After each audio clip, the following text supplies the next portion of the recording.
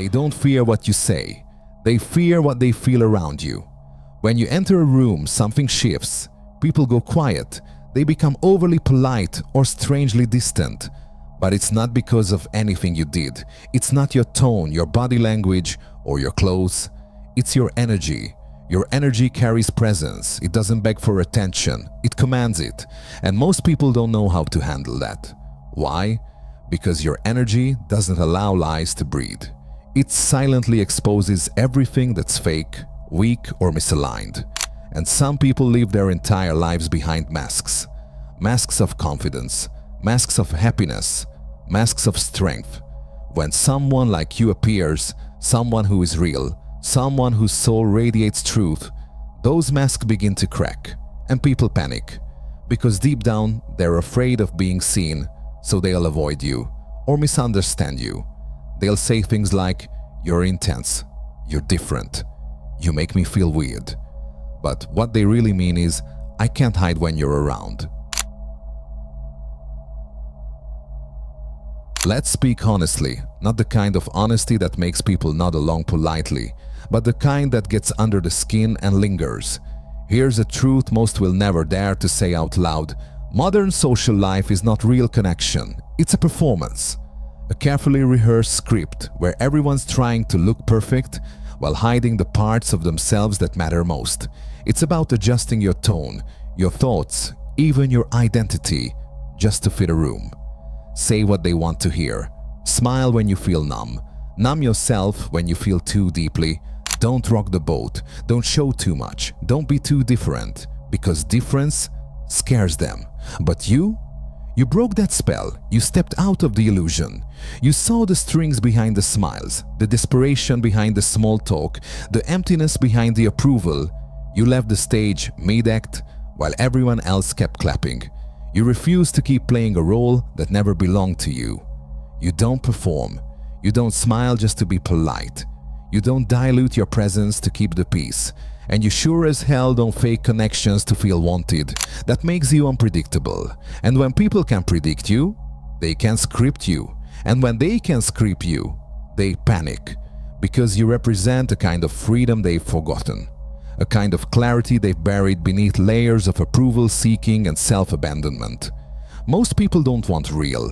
They crave what's easy to digest. Realness is raw, it's jagged, it requires effort, it reflects back everything they are not ready to face. And so when someone like you enters a space, grounded, clear, unapologetically authentic, it creates a ripple, a quiet disruption. You're not trying to be a mirror, but you are. You don't point fingers, but your presence holds a light. You don't accuse, but your energy speaks truths others are afraid to even whisper, and that unnerves them. You're not cold. You just have boundaries. You're not aloof. You've just chosen peace over people-pleasing. You're not arrogant. You've just stopped shrinking yourself for fragile egos. They'll call you too serious, too intense, too deep, but that's just code for "you make me feel things I've been trying to avoid."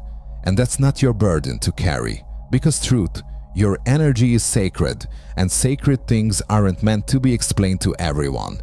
They're meant to be felt, and the ones who are ready will feel you. Let's not sugarcoat this. Let's not pretend the path you walk is easy. It's not. Because when you carry rare energy, you carry rare weight, and most people were never built to understand it. If you're someone who walks through life with depth, who refuses to wear masks, who sees through facades in seconds, and values truth over comfort, you're going to be alone more often than not. And it won't be because you're unworthy. It won't be because you're too much. It'll be because you're too real in a world that's built on illusion. You weren't born to fit in, you weren't made to follow. You were designed to stand at the edge of the crowd and ask, why are we all pretending? You are made to question, to feel, to disrupt. And that disruption is lonely, because once you wake up, you can't go back to sleep. Once you've seen the truth, you can't unsee it. You can't pretend the party is fun when you can feel everyone faking their smiles.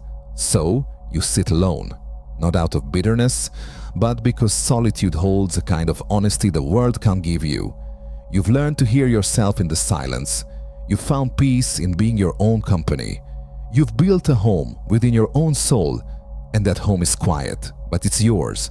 That's a kind of strength no one can see on the surface, but it radiates, it humbles people, it confuses them too, because they don't understand how someone can move without needing validation, how someone can be kind, yet unmoved by flattery, how someone can be alone and still feel whole.